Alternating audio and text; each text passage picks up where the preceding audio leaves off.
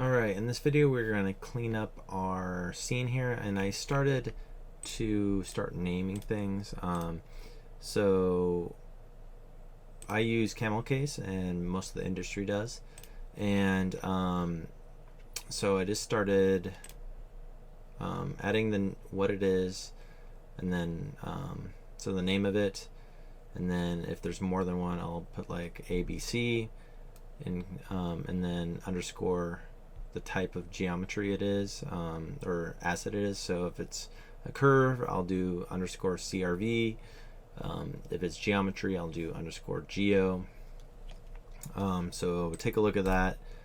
And then the way I am kind of grouping things, you can group things by the material.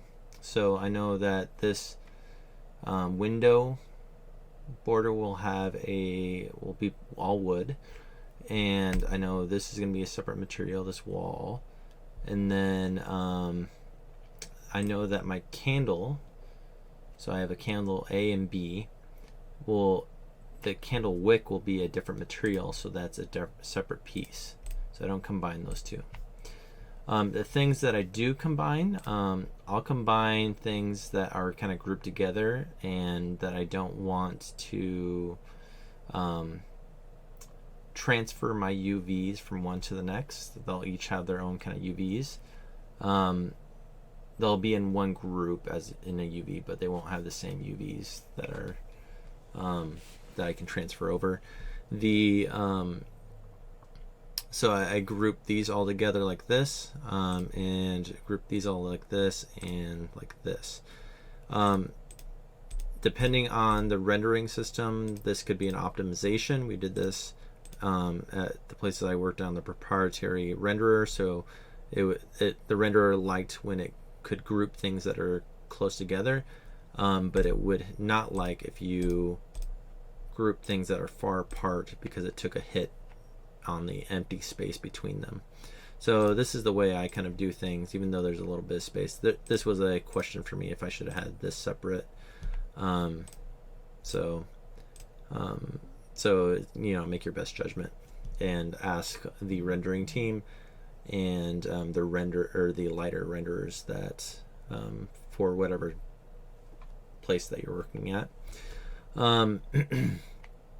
So I'm just going to go and start adding this. Make sure you're deleting your history and start naming things. You might come across something like this, where there's a bunch of groups with transforms in them. Usually that goes away if you go and just say delete all by type history. If it doesn't, then you can just hit delete and make sure nothing disappears, and then just start going through and naming stuff.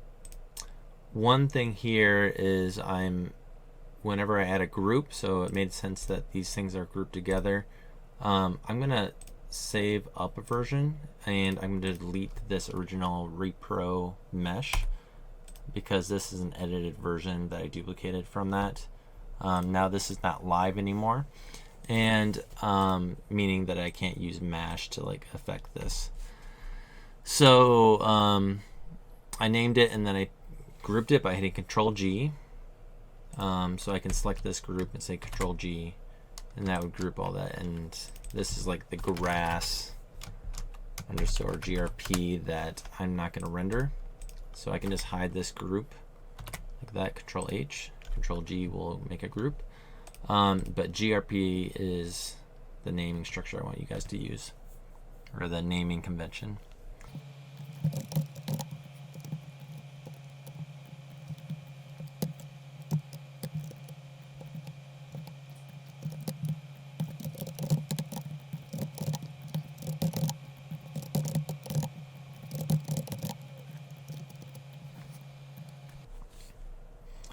Alright, so the next thing is kind of grouping things that, if you would want to take this to another scene, is a logical group. So like probably put all the flowers and the tree all together, probably under the pot group.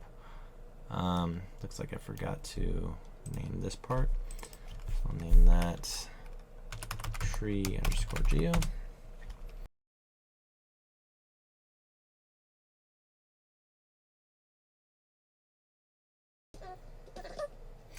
If you're wondering how I'm moving things from one group to the next, I'm holding down middle mouse and dragging them from one place to like different groups if I need to.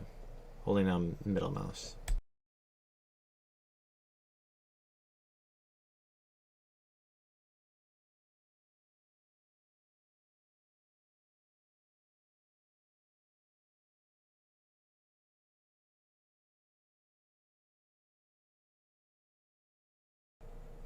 Okay, so now I am grouping all these together. All the environment pieces, not the lights or anything. And we can do the same naming conventions that we did for the table wood, but I kind of decided not to do that and just did a simple still life underscore grp, and then I added another group on top of that that was just named env all capitals, and then I grouped the lights and just named it light with all capitals, and then saved.